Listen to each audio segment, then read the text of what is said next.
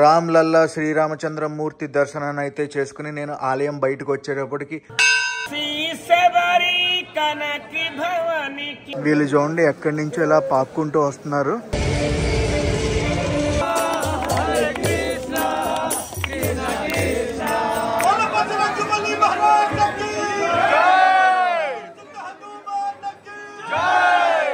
జై శ్రీరామ్. శ్రీరామ రామ రామేతి రమే రామే మనోరమే సహస్రనామ తత్తుల్యం రామనామ వరానమే. నేను మీ తెలుగు ట్రావెల్ బ్లాగర్ ని. ప్రస్తుతం సప్త మోక్ష నగరాల్లో ఒకటైన అయోధ్యలో ఉన్నాం. మనం దేవతలతో నిర్మించబడింది, శ్రీరాముడితో పాలించబడిన అయోధ్య పుణ్యక్షేత్రంలో అయితే ఉన్నాం. ఈ వీడియోలో మీకు అయోధ్యలో ఏమేం చూడాలి, అసలు అయోధ్య ఎలా రావాలి అన్న విశేషాలన్నీ కూడా మాట్లాడుకుందాం. ప్రస్తుతం నేను అయోధ్యలో ఉన్న లతా మంగేష్కర్ సర్కిల్ లో అయితే ఉన్నాను. ముందుగా మన తెలుగు రాష్ట్రాల నుంచి అయోధ్య ఎలా చేరుకోవాలి? చాలా మందికి తెలియని విషయం ఏంటంటే మన తెలుగు రాష్ట్రాల నుంచి అయోధ్యకి డైరెక్ట్ ట్రైన్స్ అయితే ఉన్నాయి. ప్రస్తుతానికైతే డైరెక్ట్ ఫ్లైట్లు లేవు.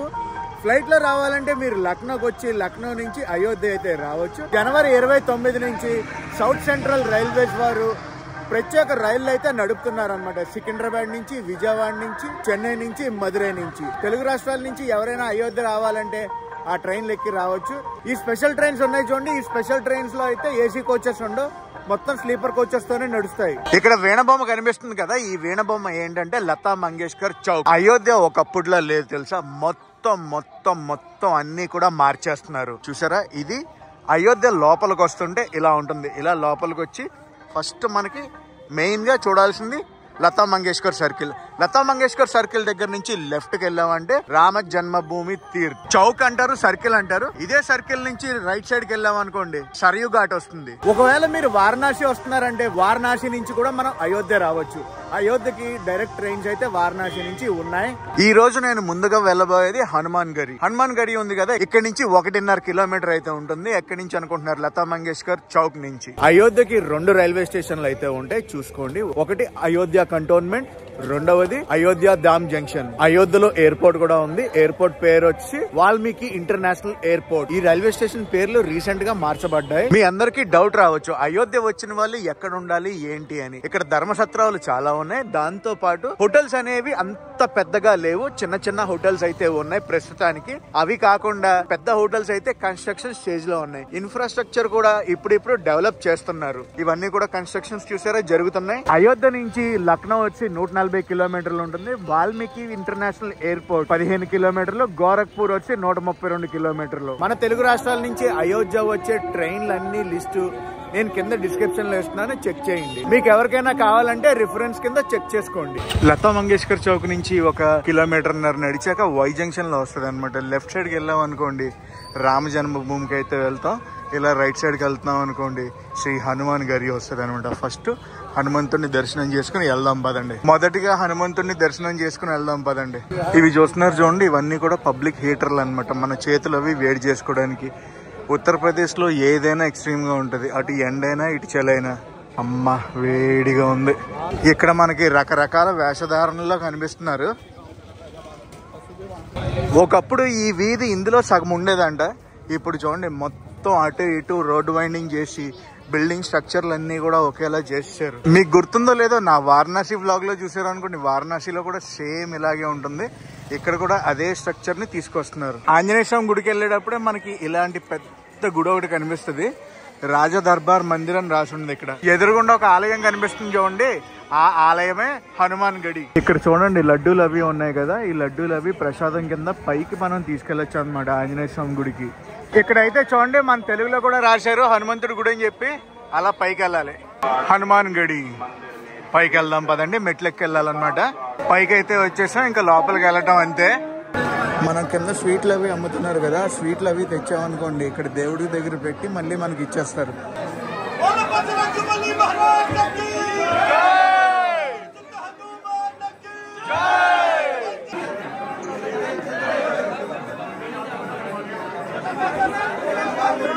మాలలు చూస్తున్నారు కదా, మాలలు అవి ఇస్తారు, మనం వేసుకోవచ్చు అనమాట.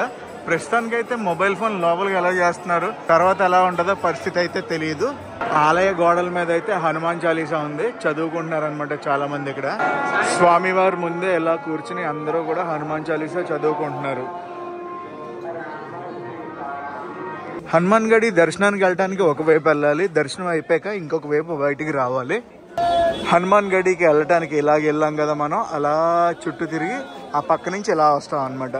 ఇక్కడ ఇంకొక విషయం, మీరు ప్రసాదాలు కొంటారు కదా, వానర సైన్యంతో చాలా జాగ్రత్తగా ఉండండి. ఎందుకంటే ఎటు నుంచి వచ్చి అవి లాక్కెళ్ళిపోతాయో తెలియవు. అయోధ్యలో మనకి సౌత్ ఇండియన్ ఫుడ్ కావాలంటే కొంచెం కష్టమని చెప్తాను. ఇడ్లీ దోశ లాంటివి అయితే దొరుకుతాయి, కానీ మరీ మన టైప్ భోజనం అయితే చాలా కష్టం. హనుమాన్ గడి చూసుకున్నాం కదా, ఇప్పుడు ఇక్కడ నుంచి నేను దశరథ్ మహల్ కి అయితే వెళ్తున్నాను. ఇక్కడ నుంచి హనుమాన్ గడి ఎంట్రన్స్ ఉంది కదా, ఎంట్రన్స్ నుంచి ఇలా రైట్ సైడ్ కి వెళ్తే వస్తుంది అనమాట. వచ్చే 2-3 నెలల్లో అయోధ్య మటుకు చాలా చాలా రష్ గా ఉంటుంది. ఒకవేళ మీరు ఎవరైనా వస్తుంటే మీ అకామిడేషన్ పక్కాగా చూసుకుని రండి. తెలుసు కదా మన పవన్ గారు మేమిద్దరం లదాఖ్ ట్రిప్ అయితే చేసాం 2021లో. పవన్ గారు నాకు ఒక చిన్న డౌట్ అండి, అదేంటంటే రామ్ లాలా అంటున్నారు కదా, అసలు రామ్ లాలా అంటే ఏంటి? మా సబ్స్క్రైబర్స్ కి చెప్పండి. లల్లా అంటే ఇక్కడ పిల్లవాడు అని అర్థం. ఇక్కడ మొత్తం అందరూ కూడా పిల్లలందరినీ లల్లా లల్లా అని పిలుచుకుంటారు ముద్దుగా. అందుకని రాముడిని లల్లా అంటే బాలరాముడు అని చెప్పేసి పిలుచుకోవడంలో దాని అర్థం అనమాట. ఓకే, ఇంకొక డౌట్ అండి నాకు, ఇప్పుడు సీతమ్మవారు లేకుండా రాముడి విగ్రహం ఎందుకు పెట్టారు? మామూలుగా అయితే మనకి సీతారాములు ఎప్పుడు కూడా వేరుగా ఉండరు, మనకి ఆ డౌట్ రావడం సహజమే. కానీ ఇది రామ జన్మభూమి, రాముడు పుట్టినటువంటి ప్రదేశం. రాముడు ఏ ప్రదేశంలో పుట్టాడో అక్కడ ముందుగా కుశుడు అంటే రాముడి యొక్క కుమారుడైనటువంటి కుశుడు బాలరాముని రూపంలో విగ్రహాన్ని ప్రతిష్ఠించి ఆలయాన్ని కట్టాడంటారు. కాబట్టి ఆ ప్రదేశంలోనే కొంతకాలం తర్వాత విక్రమాదిత్యుడు కట్టారు. దాని తర్వాత బాబిరిగా కూర్చేయడము, ఇవన్నీ మీకు మనకు తెలిసిన విషయాలే. కాబట్టి ఆ ప్రదేశంలో ఇంతకు ముందు బాలరాముడి విగ్రహం ఎలా అయితే ఉండేదో అట్లాంటి విగ్రహ నమూనాన్ని తీసుకుని ఇప్పుడు బాలుడికి పెళ్ళవదు కాబట్టి రామ్ లల్లాగా బాలరాముడిగా మనం ప్రతిష్టాపన అయితే చేశారు. ఇంకొకటి అండి, 3 అంతస్తులు కదా? అవును, 3 అంతస్తులు, ఇప్పుడు 1 అంతస్తే కంప్లీట్ అయింది. ఇప్పుడు ఇంకా దేవాలయం పూర్తిగా పూర్తవలేదు. మొదటి అంతస్తులో మనకి బాలరాముడి రూపం అయితే ఉంటుంది. ఇప్పుడు 2వ అంతస్తు కంప్లీట్ అయిన తర్వాత రామ దర్బార్ సీతా సమేతంగా రాముడు. మరి 3వ అంతస్తు అండి? 3వ అంతస్తు గోపురం. ఇప్పుడు మనం పైకి ఎక్కచ్చు కదండి. 2వ అంతస్తు కూడా దర్శనం అయితే ఉంటుంది రాబోయే కాలంలో. అది కూడా ఇంతే వైభవంగా మళ్ళీ ప్రతిష్టాపన అయితే అవుతుంది ఈసారి ఖచ్చితంగా. అప్పటికి మొత్తం ఫెసిలిటీస్ అన్ని కూడా అయితే ఉంటాయి. అయోధ్య నగరం అయితే పూర్తిగా మారిపోయింది. ఇంతకు ముందు వచ్చి చూసిన వాళ్ళు ఎవరికి కూడా ఇది అయోధ్య నగరం అంటే నమ్మకం కదా. మనమైతే దశరథ్ మహల్ దగ్గరకు వచ్చాం. ఇదిగోండి, ఇదే దశరథ్ మహల్. లోపలికి అయితే వెళ్దాం. దశరథ్ మహల్ దగ్గర నేను ఈ ఫ్లెక్సీని అయితే చూశాను. Ayodhya Arya Vaishya charitable foundation south Indian అన్న ప్రసాద. జనవరి 20వ తారీఖు నుంచి ఫిబ్రవరి 20వ తారీఖు 2024 దాకా పొద్దున 8 నుంచి రాత్రి 8 దాకా అన్నదానం అయితే జరుగుతుంది. చూడండి, దశరథ్ మహల్ కూడా ఫుల్ రెనోవేషన్ అయితే చేసేస్తున్నారు. ఆర్య వైశ్య చారిటబుల్ ఫౌండేషన్ అయోధ్య అన్నదానం అయితే జరుగుతుంది. ఇదిగోండి, పదండి మనం లోపలికి అయితే వెళ్ళిపోదాం. అయోధ్యలో ఎక్కడ చూడండి బాబాలే ఉన్నారు. ఇప్పుడు దశరథ మహల్ లోపల ఇలా ఉంటుంది. జై శ్రీరామ్, జై శ్రీరామ్, జై శ్రీరామ్. Digital India. మన విగ్రహాలకి ఇక్కడ విగ్రహాలకి చాలా తేడాలు అయితే ఉంటాయి కదా. దశరథ్ మహల్ చూడటానికి చాలా అంటే చాలా బాగుంది. ఇవన్నీ అప్పుడే కట్టిని ఇంకా ఉంచి రంగులవి వేసి మెయింటైన్ చేస్తున్నారా, లేదంటే మళ్ళీ కట్టి రెనోవేట్ చేసి మెయింటైన్ చేస్తున్నారా అనే విషయం అయితే తెలియదు. కానీ ఇలా చూడటానికి అయితే మటుకు చాలా అంటే చాలా బాగుంది. మనకి ఇది దశరథ మహల్ అని చెప్పి అందరూ అంటూ ఉంటారు కదా. దశరథుడు కట్టించాడు అని అందరూ అనుకుంటూ ఉంటారు, కానీ దశరథుడు కట్టించింది ఈ మహల్ అయితే కాదు. ఈ ప్రదేశంలో దశరథుడి యొక్క మహల్ అయితే ఉంది. మామూలుగా ఇక్కడ వాళ్ళని అడిగినా కూడా మనకి చెప్తారు, కానీ మనం ఏమనుకుంటామంటే పేరు చూసుకుని ఇది దశరథుడు కట్టాడని చెప్పి చప్పట్లు కొట్టుకుని వెళ్ళిపోతాం. విషయం తెలుసుకోకపోతే అందరూ మనకి కొత్త కొత్త విషయాలు చెప్తూనే ఉంటారు. ఇక్కడ ఈ మహల్ కట్టించింది విక్రమాదిత్యుడు అన్నమాట. భారతదేశంలో మనకి త్రేతాయుగంలో జరిగినటువంటి రాముడి ఆనవాళ్ళు మాత్రమే ఉన్నాయి, కానీ రామాయణం యొక్క ఆనవాళ్ళు మాత్రమే ఉన్నాయి, కానీ దానికి సంబంధించినటువంటి ఏవైతే లేవు. కానీ కలియుగం వచ్చిన తర్వాత విక్రమాదిత్యుడు అనేటువంటి మహారాజు గారు ఉజ్జయిని మహంకాళి మహానగరాన్ని పాలిస్తూ ఇలా దేశంలో ఉన్నటువంటి పుణ్యక్షేత్రాలన్నింటినీ కూడా పునర్నిర్మాణం అయితే చేశారు.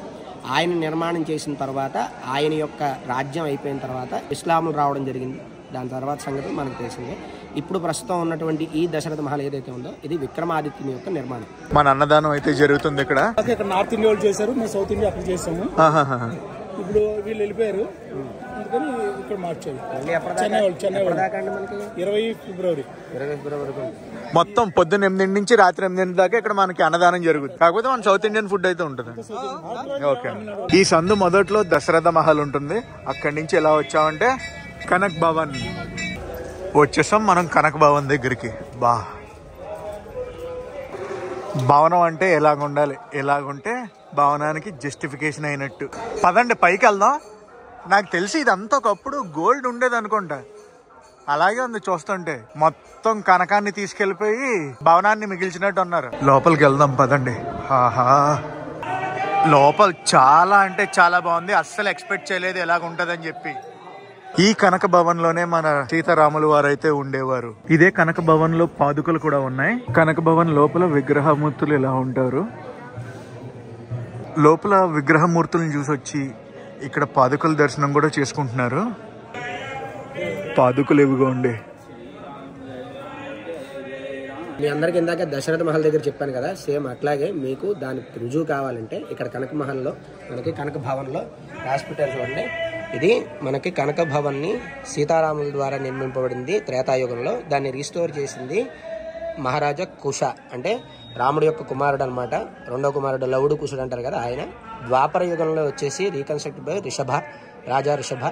దాని తర్వాత కలియుగంలో వచ్చేసి మనకి రీబిల్డెడ్ బై మహారాజా విక్రమాదిత్య. दासी से बड़ी कनक भवन की, दासी से बड़ी कनक भवन की बाहर. కనక మహల్లో అయితే రాముడు సీత కలిసి నివాసం అయితే చేశారనమాట. అందుకని కనక మహల్కి అంత ప్రత్యేకమైనటువంటి వైభవం అయితే కనిపిస్తుంది. లోపలికి వెళ్ళిన తర్వాత కూడా మనకి ప్రశాంతమైనటువంటి వాతావరణం కనిపిస్తుంది. భవన్ ఉంది కదా, దీన్ని త్రేతాయుగంలో కుషుడు పునర్నిర్మాణం చేశాడు. కనక భవన్ గురించి విశేషాలు చూసాం కదా. ఇప్పుడు ఇక్కడి నుంచి నేను ఎక్కడికి వెళ్తున్నానంటే రామ్కి పైడి దగ్గరికి వెళ్తున్నాను. రామ జన్మభూమి తీర్థం ఉంది కదా, నేను సాయంత్రం వేళ అయితే వెళ్దాం అనుకుంటున్నాను. ఎందుకంటే ఒక రీజన్ ఉంది. సాయంత్రం వెళ్ళాం అనుకోండి డే వ్యూ చూడొచ్చు, కొంచెం లేట్ అయింది అనుకోండి నైట్ వ్యూ కూడా అక్కడే చూడొచ్చు కదా. అందుకని చెప్పి సాయంత్రం వెళ్దామని ఫిక్స్ అయ్యాను. ఇంటికి ఈశాన్య భాగంలో దేవుడు ఉంటేనే ఇంటిని చల్లగా చూస్తాడంటాం కదా, అలాంటిది మన భారతదేశానికి జియోగ్రాఫికల్గా చూసుకుంటే అయోధ్య నగరం ఈశాన్య భాగంలో ఉంటుంది. అలాంటి అయోధ్య నగరంలో ధర్మ సంస్థాపన చేసేటువంటి రాముడైతే వచ్చి కూర్చున్నాడు. ఇక మన దేశం అంతా కూడా ధర్మంతో ఎలా వర్ధిల్లుతుందో చూడండి. ఏంటి ఇవన్నీ పవన్ గారు ఎలా చెప్తున్నారు ఏంటని అనుకుంటున్నారేమో. పవన్ గారు ఒకసారి మీ ఇంట్రడక్షన్ చెప్పండి. నా పూర్తి పేరు పవన్ కుమార్ శర్మ. నేను అర్చకుడిగా అయితే పనిచేస్తున్నాను. గత 14 సంవత్సరాలుగా పౌరోహితుడిగా ఆ భగవంతుడి సేవ అయితే చేసుకుంటూ ఉన్నాను. నాకు దేవాలయాలన్నా తీర్థయాత్రలన్నా చాలా చాలా ఇష్టం. అందుకే మన సందీప్ గారిని కలవడం జరిగింది. బైక్ మీద నేను తీర్థయాత్రలు చేస్తూ ఉంటాను కాబట్టి నాకు తెలిసిన విషయాలు అందరికీ తెలియజేయాలని చెప్పి నేను చెప్తూ ఉంటాను. నేను సందీప్ గారితో షేర్ చేసుకుంటూ ఉంటే ఆయన మా ఆడియన్స్ కూడా చెప్పండి అని చెప్పినేసి ఇలా అయితే మమ్మల్ని ఇంట్రడ్యూస్ చేశారు. ఎవరు చేసే పని వాళ్ళు చేయాలండి. నేను చేసే పని నేను చేస్తాను. నాకు పుణ్యక్షేత్రాలు ఆటలు వెళ్ళాలంటే ఇంట్రెస్ట్, కాకపోతే అంత గ్రిప్ లేదనమాట. ఏది చెప్తే ఏదైనా తప్పు అవుతుందేమో అని చెప్పి. సో అందుకే అన్ని తెలిసిన వారితో చెప్పేస్తే దానంత ఉత్తమం ఇంకొకటి ఉండదు. పవన్ గారి ఛానల్ డీటెయిల్స్ అయితే డిస్క్రిప్షన్ లో ఉంటే వెళ్ళి చూడండి. చాలా యాత్రలు అయితే చేశారు. 12 జ్యోతిర్లింగ యాత్ర బైక్ మీద కంప్లీట్ చేశారు ఆయన. అది అసలు హైలైట్ ఉంటాయి. ఇదిగోండి ఇదే రామ్కి పైడి అన్నమాట. ఇక్కడ సాయంత్రం వేళ సరియు నది హారతి అయిపోయిన వెంటనే లేజర్ షో అది జరుగుద్ది, చూపిస్తాను సాయంత్రం. సరియు నది పక్కనే ఉంటుంది అనమాట. ఇది ఒక చిన్న రివర్ ఫ్రంట్ టైప్, మొత్తం వాక్ ఏరియాలో ఉంటది. రామ్కి పైడి ఉంది కదా, లతా మంగేష్కర్ చౌక్ ఉంది చూడండి, ఎగ్జాక్ట్లీ బ్యాక్ సైడ్ అయితే వస్తుంది. అయోధ్య నగరానికి సాగు నది అయిన సరియు నది దగ్గరికి అయితే వెళ్తాను. కొత్తగా అక్కడ ఒక ఘాట్ అని కట్టారు, దాని పేరు నయా ఘాట్ అనమాట. సో అక్కడికి వెళ్ళి ఎలా ఉందో చూసి నేను మీకు కూడా చూపి. మీరు ఇప్పుడు ఏదైతే చూస్తున్నారో సరియు నది నయా ఘాట్ అంటారు. రీసెంట్ గా కన్స్ట్రక్షన్ అయితే జరిగింది. ఇక్కడ మొత్తం బోటింగ్ అది చేసుకోవచ్చు. అది కాకుండా పెద్దవారికి ఏమైనా కార్యక్రమాలు కావాలంటే ఆ కార్యక్రమాలు ఉదయమే చేస్తారనమాట. ఇక్కడ ఆ ఉదయం ఆ కార్యక్రమాలు కూడా చేసుకోవచ్చు. సాయంకాలం మళ్ళీ సరియు ఘాట్ దగ్గరికి, అదేనండి ఈ నయా ఘాట్ దగ్గరికి వచ్చారంటే హారతి కార్యక్రమం ఉంటుంది, అది కూడా చూసుకోవచ్చు మనం. అక్కడి నుంచి నేను శ్రీ రామ జన్మభూమి తీర్థ క్షేత్రానికి అయితే వెళ్ళిపోతున్నాను. ఇలా వెళ్ళాలి మనం. ఫుల్ సెక్యూరిటీ ఉంది అనమాట. అండ్ ఇదన్నీ కూడా రీసెంట్ గానే వేశారు. ప్రధాన ఆలయం ఉంటది కదా, అక్కడ దాకా కూడా ఇలా చేసేస్తారు అనుకుంటా. ఎందుకంటే ఎండాకాలం మామూలుగా ఉండదు ఎండ. ఇక్కడ యూపీ మొత్తం కూడా బీభత్సంగానే ఉంటది. అటు చలైనా బీభత్సంగా ఉంటది, ఇటు ఎండైనా బీభత్సంగా ఉంటది. ఇటు సైడ్ నేను దర్శనానికి వెళ్తున్నాను, అటు సైడ్ అందరూ దర్శనం అయిపోయి వెనక్కి వచ్చేస్తున్నారు. వీళ్ళు చూడండి ఎక్కడి నుంచో ఇలా పాక్కుంటూ వస్తున్నారు అయోధ్య ప్రధాన ఆలయం చూడటానికి. ఇక్కడ బ్యాగేజ్ స్కానింగ్ అది చేయించుకుని మనం లోపలికి వెళ్ళాలన్నమాట. బ్యాగేజ్ స్కానింగ్ కి ఎన్ని కౌంటర్లు ఉన్నాయి, దగ్గర చాలా కౌంటర్లు ఉన్నాయి. ప్రస్తుతం అయితే 7 కౌంటర్లు పనిచేస్తున్నాయి. అదండి మనం కూడా స్కానింగ్ అది చేయించుకుని లోపలికి వెళ్ళిపోదాం. బ్యాగేజ్ స్కానింగ్, మన స్కానింగ్ కూడా చేస్తారు అనుకుంటా. స్కానింగ్ అది అయ్యి బయటికి రాగానే ఇలా కనిపిస్తుంది. ఇది ప్రధాన ఆలయం అనుకుంటారేమో, ఇది కాదండి. దీని వెనకాల అయితే ఉంటుంది. ఇక్కడ అంతా కూడా కన్స్ట్రక్షన్ జరుగుతుంది, ఇంకా ఫుల్ ఫ్లెడ్జ్డ్ గా అయితే కన్స్ట్రక్షన్ అవ్వలేదు. మొబైల్ డిపాజిట్ కౌంటర్ దగ్గర రష్ అన్నమాట ప్రస్తుతం. గైస్ ఈ డిపాజిట్ కౌంటర్ లో బెల్ట్, వాచ్, ఫోను వ్యాలెట్ గురించి తెలియదు, కనుక్కుంటాను. వ్యాలెట్ కూడా ఇచ్చేయాలంటే ఇచ్చేయాలి. జై శ్రీరామ్. లోపలికైతే వచ్చాను. చాలా రోజుల నుంచి ఎప్పుడు ప్రతిష్ఠిస్తారా అని చూస్తున్నా. నా దర్శనానికి నేను వచ్చేసాను. నమ్మలేకపోతున్నాను. 2 కళ్ళు సరిపోవట్లేదు. ప్రతిష్ఠ ఇచ్చిన 3వ రోజు నా దర్శనాన్ని అయితే చేసుకోబోతున్నాను. ఇన్ఫ్రాస్ట్రక్చర్ లోపల గుడిది మటుకు మామూలుగా లేదు. నెక్స్ట్ లెవెల్ అంటే నెక్స్ట్ లెవెల్. ఇక్కడ ప్రాణప్రతిష్ఠ చేసిన రామ్లల్లా విగ్రహానికి చాలా ప్రత్యేకతలు ఉన్నాయండి. శ్రీరామ నవమి రోజు ఆ సూర్యకిరణాలు రామ్లల్లా విగ్రహం పైన పడతాయి. రామ్లల్లా విగ్రహాన్ని చెక్కింది శాలిగ్రామ రాళ్లతో అండి. కొన్ని కోట్ల సంవత్సరాల క్రితం ఏర్పడిన రాళ్ళవి. రామ్లల్లా శ్రీరామచంద్రమూర్తి దర్శనాన్ని అయితే చేసుకుని నేను ఆలయం బయటకు వచ్చేటప్పటికి లైట్లు వేశారు. ఇలా కనిపించింది. Mind blowing. ఇప్పటిదాకా మనం చాలా చూసాం కదా అయోధ్యలో. మనం తప్పకుండా చూడాల్సింది ఇంకొకటి ఉందండి. ఏంటో తెలుసా? సరయూ నది ఒడ్డున ఇచ్చే హారతి. రాత్రి సమయం ప్రధాన ఆలయం దగ్గర ఇలా ఉంటుంది లైటింగ్తో. ప్రధాన ఆలయం అది కూడా చివరి ఉంటుంది. మొత్తం కలకల్లాడిపోతుంది. చూసారా? లేజర్ షో అని చెప్పాను కదండి. సరయూ ఘాట్ దగ్గర ఉంటుంది అనమాట. సరయూ ఘాట్కి ఎదురుగుండా రామ్కీ పాడి అని ఉంటుంది. ఇందాక చూసారు కదా రామ్కీ పాడి, అక్కడికే మళ్ళీ వచ్చాను. ఈ లేజర్ షో గురించి స్టార్ట్ అవుద్ది. ఇక్కడ లేజర్ షో స్టార్ట్ అవబోతుంది. ఆ కిందకైతే వెళ్తున్నాం. కింద చూడండి ఐ లవ్ అయోధ్య అని ఉందన్నమాట సెల్ఫీ పాయింట్. ఈ సెల్ఫీ పాయింట్ దగ్గర రకరకాల యాక్టివిటీస్ అయితే పెట్టారు. అదిగోండి I love Ayodhya selfie point. అరే అరే అరే అరే స్టార్ట్ అయ్యింది. నేనైతే లిటరల్లీ వెయిట్ చేస్తున్నాను లేజర్ షో గురించి. మాట్లాడుతుంటే చూసారా ఎలాగొచ్చేస్తున్నాయి పొగలు. ఈరోజు ఇప్పుడు 7 degrees ఉంది.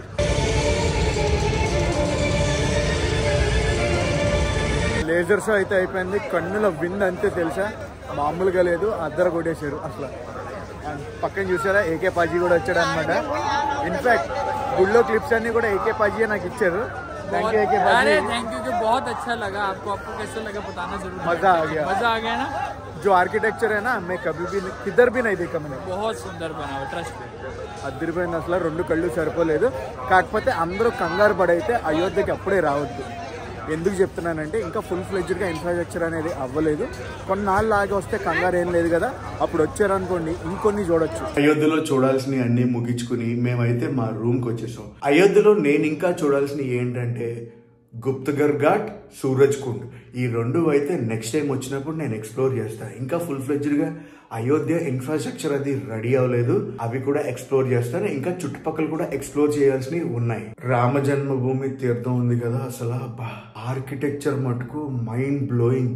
నేను అలా చూస్తూ ఉండిపోయాను. అండ్ మీకు కూడా కొన్ని క్లిప్స్ వేసాను కదా, ఎలా అనిపించిందో కామెంట్స్లో చెప్పండి. ఈ వీడియోనైతే నేను ఇక్కడితో ఎండ్ చేసిన. ఈ వీడియో ఎలా కనిపించిందో కామెంట్స్లో చెప్పండి.